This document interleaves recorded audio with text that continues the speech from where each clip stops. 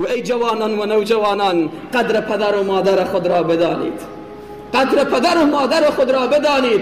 اگر پدر هست، قدر پدر را بدانید، دعای پدر را صبح و شام بگیرید. اگر مادر هست، دعای مادر را صبح و شام همراه خود داشته باشید. وقتی از خانه بیرون میشوید، بدون اجازه مادر و پدر از خانه بیرون نشوید.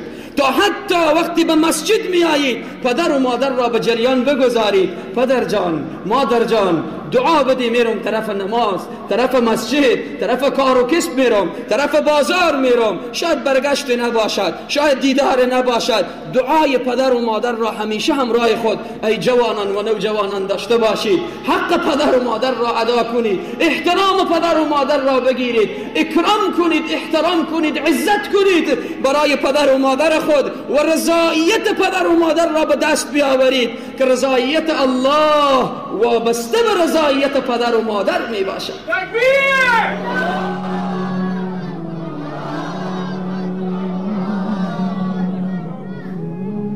حرف مرا کسانی میدانند که پدر را از دست داده باشند. حرف مرا کسانی کامل میفهمند که پدر و مادر در کنارشان حالا نیست. قبل از این که برویم سر قبر گریه کنیم، سر قبر پدر یا مادر، در کنار پدر و مادر خود بنشینیم، یک دیدن و یک نظاره کردن و افتادن چشم طرف چهره مادر و یا پدر، میدانید که چقدر ثوابش هست؟